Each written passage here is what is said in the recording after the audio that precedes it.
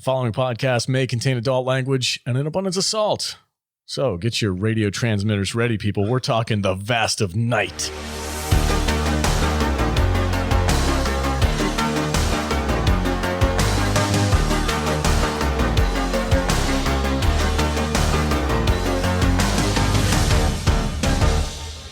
Welcome back to another episode of the Salty Nerd Podcast. I'm your host, the Salty Nerd, and today's episode we are discussing the Amazon Prime original movie, The Vast of Night. It's kind of a low-budget, like, indie film, and I thought it would be cool to check out because it piqued my interest, but I am about to die on a hill. And we're also starving for content in these COVID times. This is why I don't watch low-budget indie films.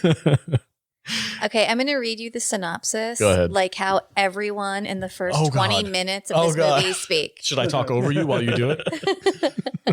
Vast of Night from 2019. A switchboard operator and a radio DJ discover a strange audio frequency which could change the future forever. This takes place in 1955, if you haven't been able to tell. Now look here, you crazy broad. You got a cigarette? Hey, 16-year-old girl, you got a cigarette? Hey, what are you doing? Hey, did you hear about that squirrel that bit the wire? These cigarettes were given to me by my doctor. Thank you for calling the switchboard. What's your number, please? I'll connect you. Hey, how old are you? I'm 16. Oh, you're kind of hot. All right, let's go. I'm 30. Want to get abducted by aliens together? Well, sure, sir. You seem swell. Let me go get my baby cousin. Have you heard of these automobiles that give you directions through the radio signals? Tell me how to use a tape recorder. Won't you tell me? Dude, I'm sorry, it's not broadcast quality. Now listen here, you crazy Dane. Don't be a hysterical woman now. Do you want to know how much this movie costs to make, sir? $1 million. It costs $700,000. That's it? Yep. you can Did it cost a nickel? No, but I'll give you one for your 2 cents. I'll give you a nickel for your 2 cents, sir. I spent $3 on this recorder from the Sears catalog. Took 6 weeks to get mailed in. I told you this movie was going to be fun. No, this movie was not fun. No, We're fun. no. The movie was Let not. me set the stage of how we all watched this movie. Alex said, "This movie seems cool. Let's all watch it." And we were like, "All right. We'll let Alex pick." Then he watches it and he's like, this movie's solid. He goes, "Yeah." Like 45 minutes later, he's like, "Bro, this movie is fucking solid." I'm so into this. And immediately we were all like, "This movie's gonna be garbage." This movie's going to suck. 10 minutes in, we're still in the intro of this movie, and I texted Alex. I was like, "What in the hell is this jibber jabber nonsense movie you're making us watch?" And the whole movie's like that. We're 10 minutes in, and the script is on page 78. Yeah. Yeah, but the whole opening of this 100 movie. mile an hour dialogue. Yes. So it takes place in a small Texas town, and I didn't even get to the New squirrel Mexico. yet. Wasn't it New Mexico?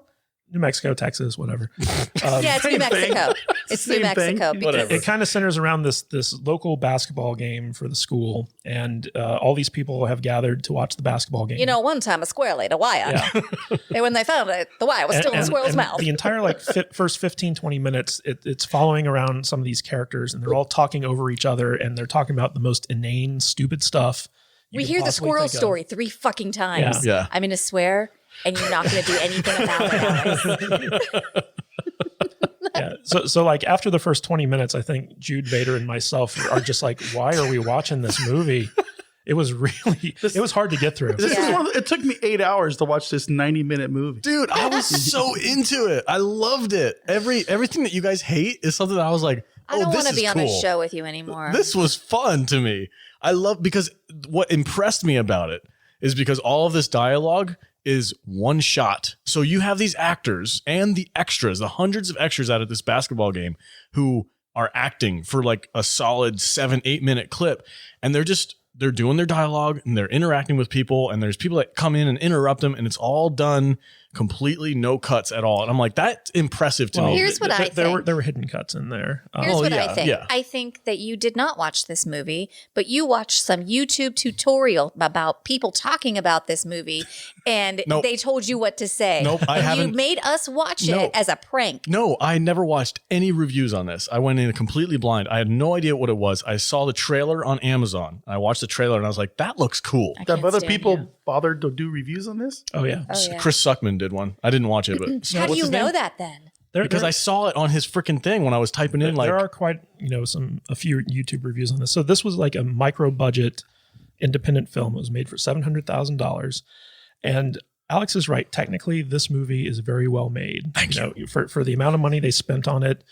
They do a lot of kind of, Scorsese. the wardrobe, the cars, it was all. This is one of those movies. We're 5 minutes in, and I'm going, okay, weird lighting, weird camera angles, and bullshit dialogue. Why is I'm everybody just like, talking about this done. stupid squirrel? There was a world lot, building. There was a lot of post-production magic on this, where they color graded the movie to make it look like a more expensive movie than it was. They did a lot of single take shots, which were very impressive. Thank you. I'm not going to lie, but they were very gimmicky. All right, guys, before we get too deep into the woods, let's take a quick break, listen to some sponsors. At Discount Tire, you can shop online and get the same trusted advice you get from the stores. Then just book a time that's convenient for you. When you get to the store, you can stay safe with a new touchless experience. Discount Tire. Let's get you taken care of. Let's say Direct Auto could make your auto insurance needs much simpler, like with friendly local agents who want to help you get insurance no matter what. Is that enough to get you to ask for a free quote? Or are you one of those people who need comedy to convince you? We could put in a laugh track. Or we just stick to having the friendliest, most helpful agents this side of the Mississippi. Or whichever side of the Mississippi fits you best. Call, click, or come by Direct Auto for a free quote and keep driving. Rate savings vary. Terms apply. How you buy can affect price. By insurers from the National General Group, Winston, N.C. That I never felt a connection to any of the characters, because that opening 20 minutes just made me feel so like, why do I care about any of these people? Uh-huh. So it became hard once the movie actually got going to actually kind of sympathize with either of our two leads. But I will say this, like, there are parts of this movie that I thought were very intriguing. And they mostly had to do with, because it's a low budget movie, it was basically a lot of people talking. Mm-hmm. And the guy who runs the radio station, he gets a call asking people if they can identify this strange noise that the town switchboard operator kind of forwarded to him. And that's the 16-year-old girl who's a friend of his from the high school.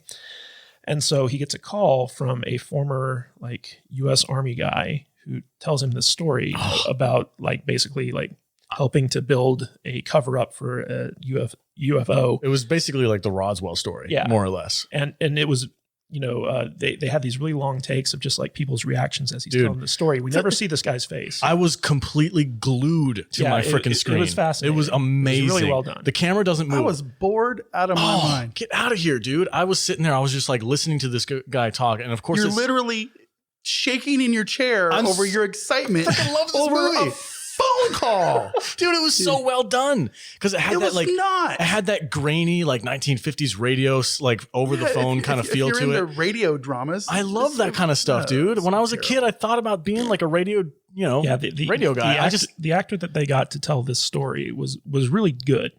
And I like Alex, I was pretty riveted when he was talking about this stuff, because you could hear the emotion in the guy's voice. Yes.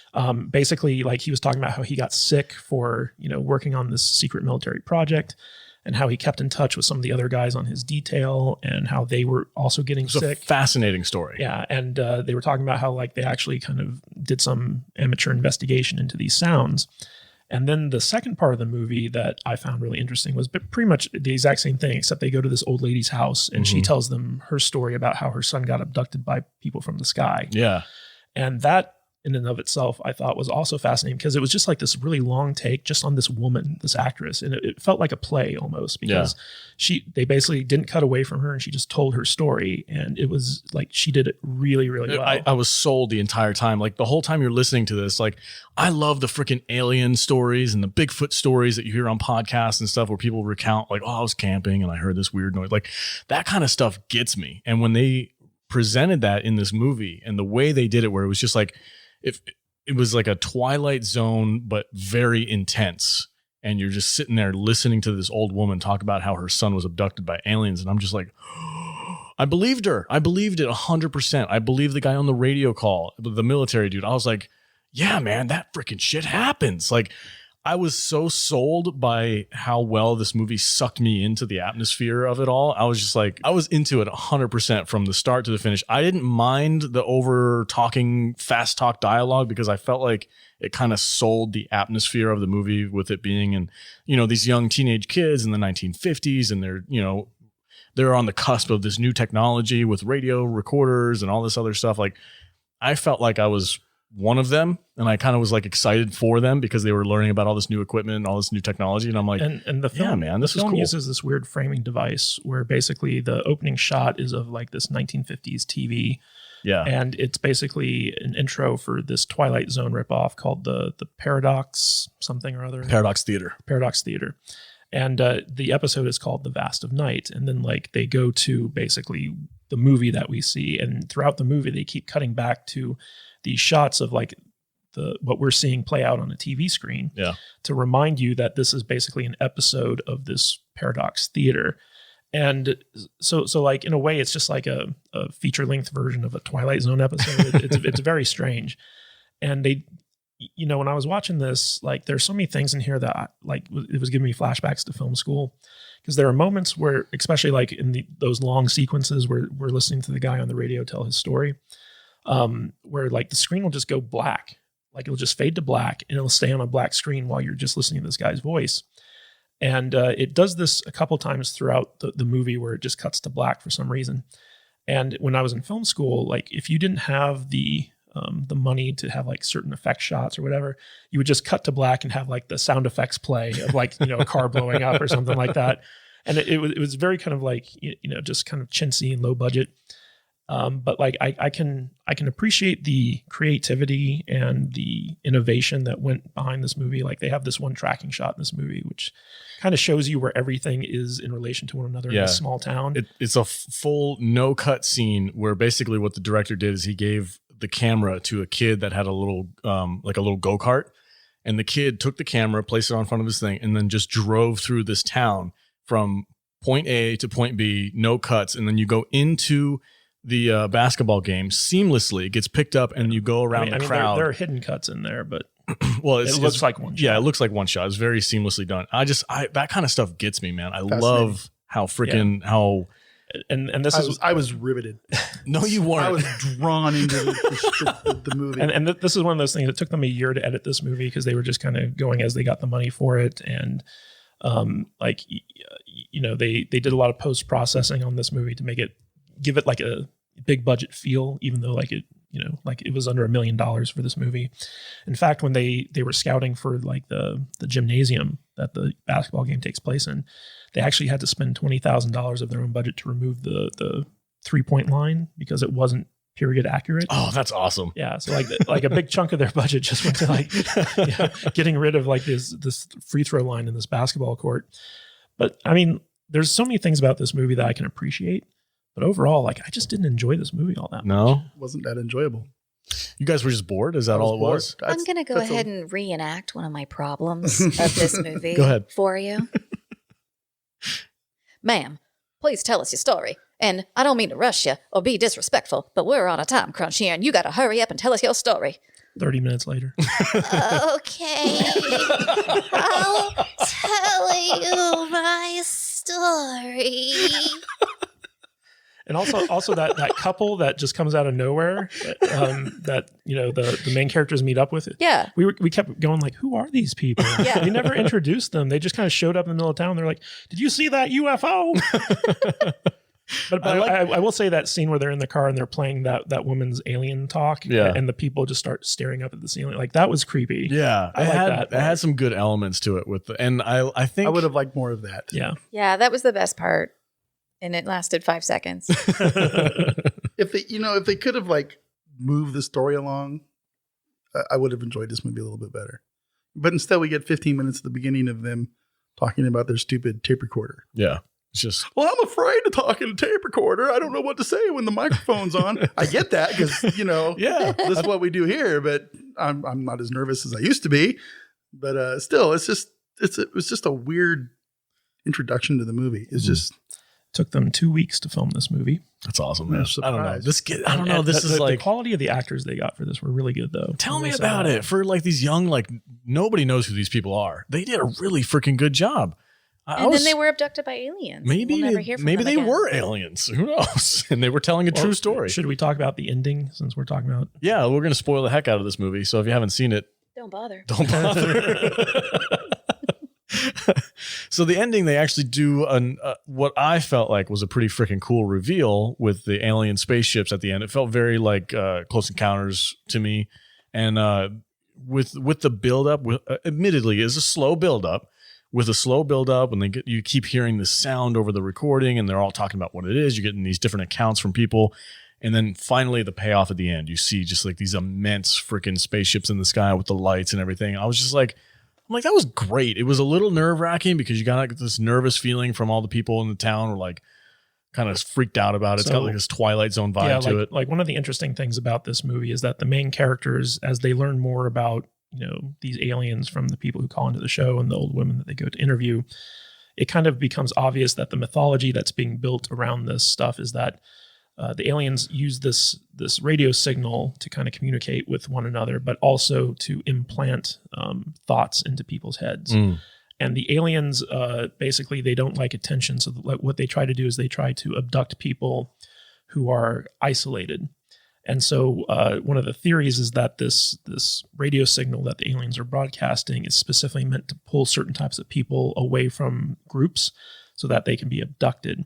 And so this entire story that focuses on this, radio engineer and this switchboard operator in this small town is basically the process by which aliens abduct people, and we're seeing it play out in real time.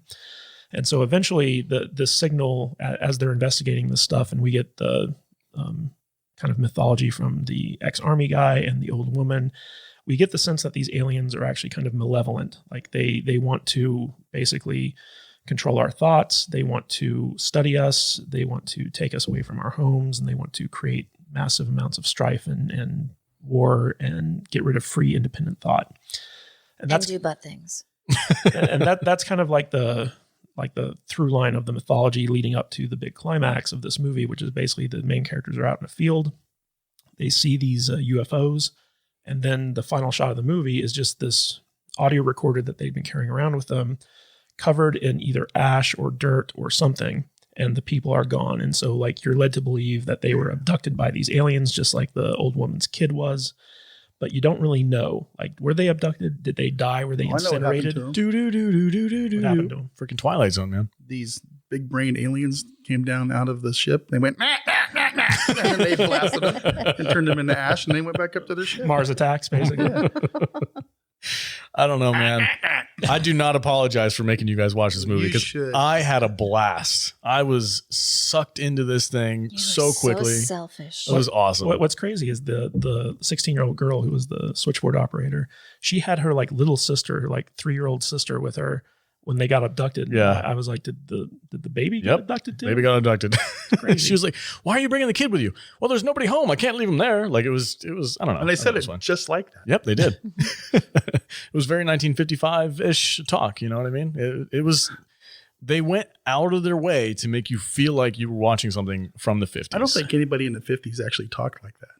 Well, there's recordings of people in the 50s it was a very talking kind like of that. mid-Atlantic accent type thing that you usually hear in those 1940s news reporter serials. It's like, now listen here, doll. Jude, I'm going to ask you, because I know you didn't like this movie.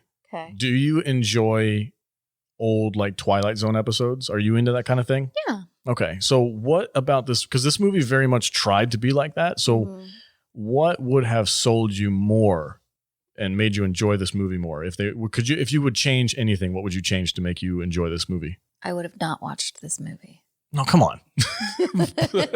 Play the game, Jude. Is there something that like one aspect you're like, yeah, I like those old Twilight movies because they were like this. So if this movie was a little bit more like that, like I would enjoy it more. Is there anything? Okay. So I couldn't stand that whole, and I want to say it was like 13 minutes of just this jibber jabber going back and forth. And I was like, get to the movie already. And then when it took you out of it to show you the TV and it was very like Twilight Zone-y, I was like, okay, but why? Just show me the goddamn movie. You didn't like the cutscenes where they, because I did find that a little bit jarring because they kept reminding you every 15 minutes or so, like, hey, you're watching a Twilight Zone episode. I did find that a little bit weird that It was they kept annoying. going back to it. I think the biggest problem with this movie is that it was far too self-indulgent. Like they really kind of like when the girl gets to the switchboard for the town, they literally spend like 11 minutes just like on her, like doing like the switchboard thing. And, you know, eventually she finds this, you know, this alien sound that's coming through. And, you know, it's intriguing because you're hearing people call in. They're like, there's this thing above my farm and stuff like that. Yeah. At the same time, like the pacing of this movie feels very slow, and it feels like it's trying to be too arty for my taste. This is probably one of those movies that'll win a bunch of awards. I think it did, didn't it? It won a couple of awards, but it never got like a theatrical release. I think it played on a few drive-ins before Amazon picked it up. But basically, it made the festival circuit, and it got a lot of buzz doing that, which led to its eventual sale to Amazon. So like, you know, I love that it's an independent success story. I love that, you know, I can appreciate a lot of the techniques that they use in this movie, but I feel like for the average viewer, for people who aren't like kind of like film geeks or something like that, this movie just is very boring. When I was about halfway through, I swear to God, I was like, oh, Kadish is going to love this. I was just like, this is right up his alley. This is everything he likes about movies. And do you feel, Kadish, that Alex doesn't really know you at all when he says shit like that? That sense. Yeah. I mean, like he's not wrong in the sense that there are parts of this movie where like I got really sucked in. I was like, ooh, I'm digging this. But at the same time, when those parts were happening, there were things that happened that kind of, you know, negated that for me. And overall, like, I feel like it's a decent movie, but I totally see where you two are coming from, where basically you're just like, this was a waste of my time. Us two. Yeah. You people. The table is split. Once I'm again. not quite on Alex's side. I know. But I'm kind of in between you guys. This was the greatest thing ever. I loved it, dude. I like love I said, art house floofy doofy. I films. usually don't. Like these art house independent movies, I'm usually like stay away from it. But because it had that science fiction element, because it had that callback to old Twilight Zone episodes, like that's what sucked me in. I love that. It really felt like a student film to me. I think it was, wasn't it? It probably. It wasn't a student film. Wasn't a student film? An independent film. Like the acting in this movie really elevated it, I think. Like if you had gotten like, you know, actors who weren't quite as talented as the people in this movie. Oh, yeah, it would have been awful. Yeah, it would have been pretty bad. Yeah. But, The actors definitely. But they made it look like a multi-million-dollar movie. They had great actors, and that's really all you need to pull off like an independent success story. Yeah. Alex, Yes. take a picture of us activating our Wonder Twin power. Okay. Yeah. Jude and Vader are fist bumping in their solidarity and the hatred of Alex's taste in movies. There you go. Wonder Twin powers activate. All right, guys. This is a pretty short episode. You guys don't have anything to add. I got You guys nothing to add to this. nothing. You're just like Never watching it again. You hate me for making you watch One this star crap fest. Really? I Yes. hate it when you Oh. pick movies, Alex. movie. Well, I hate it when Kadish. I picks hate it when movies. Kadish picks movies too, to be honest. Oh, come on. I will And pick Vader it. hates it when I pick movies. I'll pick all the movies. Actually, we did December today. We got some good stuff coming. Yeah, we do. When Yeah. are we going to do a week of softcore porn for Vader? Skinemax week.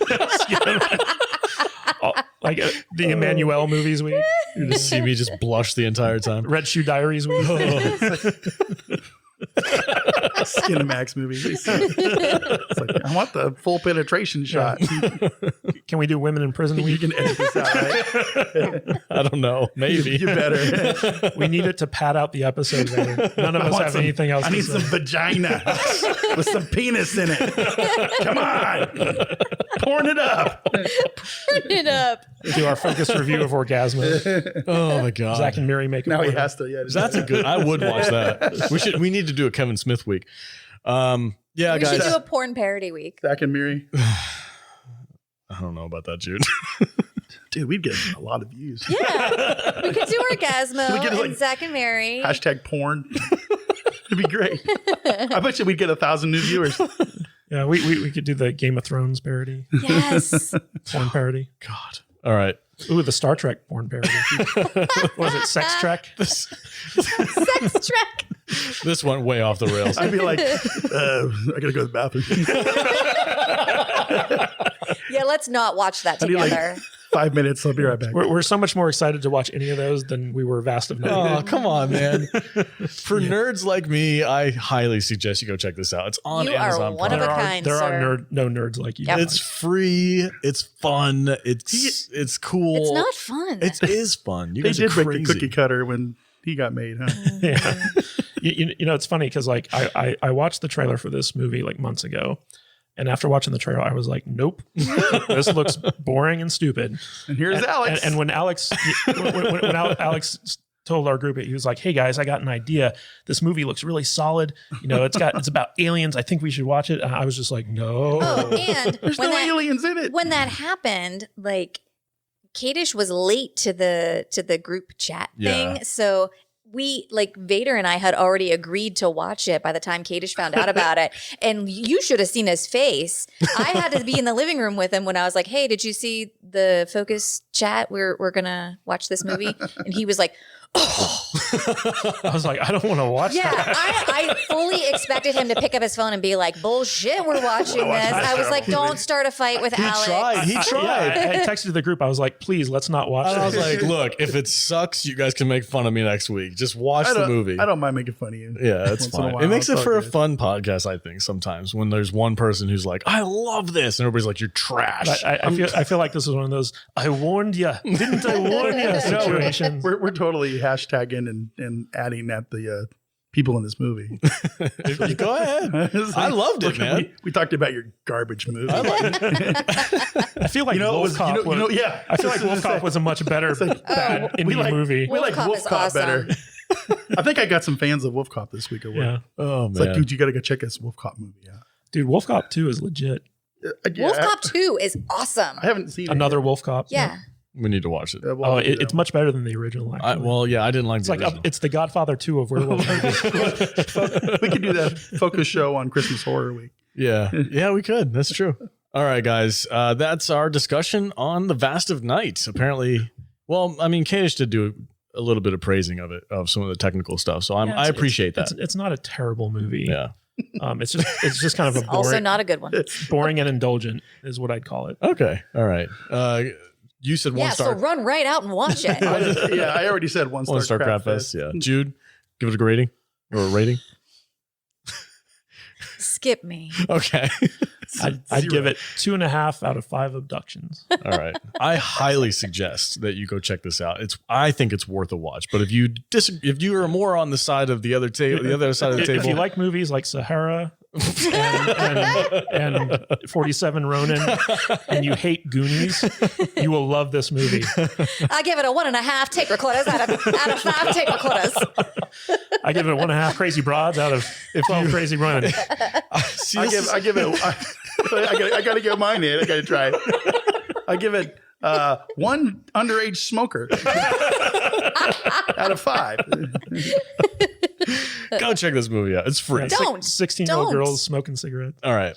That's it for today's podcast. Thanks for listening, guys. Hey, real quick, if you want to go check us out and support the podcast, go to saltynerdclub.com and pick a tier. You get a ton of cool stuff in return. We do blooper reels, behind the scenes photos, and an exclusive podcast just for you. So go to saltynerdclub.com and help support the podcast. And as we grow, our goal obviously is to grow our podcast, grow our brand. We can expand out to different types of content for you. We can do video games. I know that's kind of Vader's wheelhouse. And, it'd be cool to be able to expand and do more stuff to entertain you guys with. Yeah. Hopefully people out there actually enjoy our banter.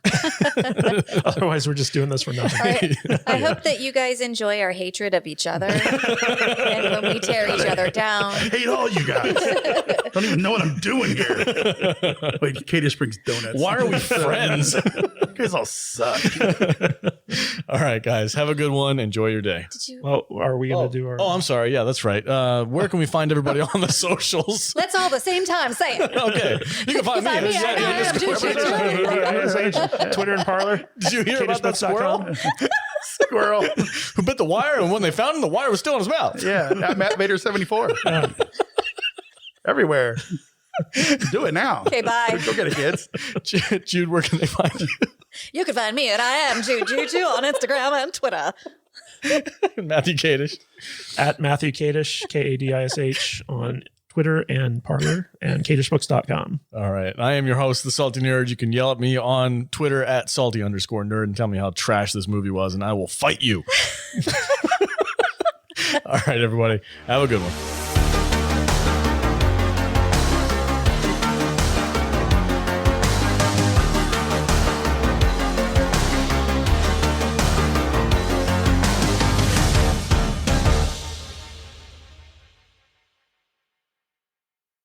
Present you is burnt out at your current job. But future you works at Geico. And future you is also a beekeeper. Me? I don't even go outside. Well, with Geico, you got a consistent schedule. So you are now one with nature, my friend. So I've become a bee person? Technically an apiarist. And yes, you also got a competitive salary, so you had the funds to start a new hobby. All right. Give me that honey. Virginia Beach. Start your future at Geico. We're hiring claim sales and service agents. Apply online today at geico.job/Virginia Beach. Advanced security from Cox Panoramic Wi-Fi protects your connected devices from online threats 24/7. But hey, you're probably safe without it. Probably. Like how that free streaming website was probably not a scam. Someone's probably not stealing your bank info as we speak to buy a 4-story Chalet Grande. Yeah, you're probably fine. Or you could know your network is covered with advanced security from Cox Panoramic Wi-Fi. Restrictions apply. Copyright 2020 Cox Communications, Inc., all rights reserved.